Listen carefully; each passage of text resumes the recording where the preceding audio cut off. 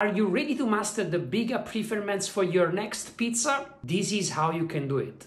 But before moving that, remember that you need to have the right flour to make proper biga. Because if you use flours like the one to make sweets, that's not gonna work. And that's probably the biggest challenge when you prepare biga, having the right flour. And specifically, you want to have a flour with the high protein. In my case, I'm using a type 1 flour meant to prepare bread. Before we start, let's remove everything that we have in our hands. I'm removing my watch because we are going to use our hands indeed a lot. And then we prepare flour in one container, which is pretty much large because we need to have enough space to move the flour and make it appear as a biga indeed. The goal of today is to prepare a classic biga, but in this case we are going to use a type 1 flour. It means that it's a less refined flour. And that means also that we need to increase the hydration. Now, in a standard biga, we have a 44% hydration on flour and 1% of yeast, again on top of flour. But as we are using a type 1 flour, we have to increase the hydration to 50%. And if you struggle to understand what I'm talking about, go to check on my profile. I have a full playlist about biga for pizza. So we have our flour ready and we need to weigh now our water. The third and last ingredient to weigh is yeast. In this case, but I would say always, I use fresh yeast. The reason for it is because I find it much more reliable, especially when you use or when you work with a low amount of flour like in the video that I'm making now. But of course, it doesn't mean that you cannot use dry yeast or instant dry yeast. The only difference is that you need to reduce the amount of yeast by 3 more or less. Which is again not ideal, especially when you use a low amount of flour. Next step is to move yeast into water. Make sure to mix everything so that the yeast is well dissolved in water.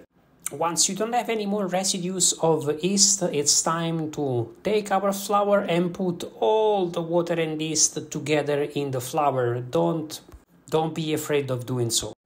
Then turn the spoon upside down and start moving it into the flour. This is just to create some channels to have the water going into the flour more or less.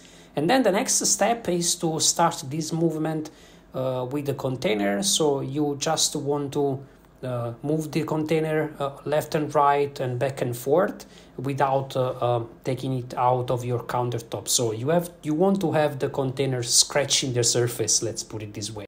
When you see that the water is more or less well absorbed, it's time to stop this movement and start to working with your hands. Remember that when you do biga, you don't want to knead.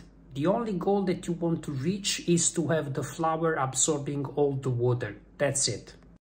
So with your hands, just take the flour from the bottom of the container and move it to the top of it. Again, paying attention not to knead, you just want to absorb all the water and make sure that you don't have free flour in the container.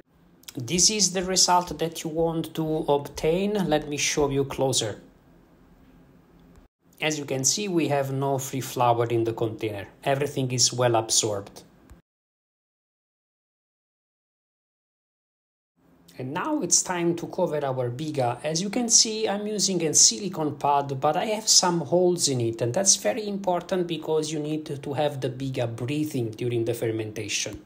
So you can use, for example, also cling film, but you can make some holes on it, but never use a hermetic lid because this is not going to work properly. Next and last step is to start the fermentation. As you may know already, for biga you want to have fermentation happening at a temperature of 16 to 18 Celsius degrees for about 16 to 18 hours. I'm using a wine cellar to mature my biga, so that's my secret for keeping the right temperatures.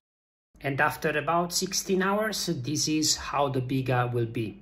To understand if you did a good job, you want to look at its structure as well as its smell. Also, the color is very important. Let me show you here more or less how is the structure internally.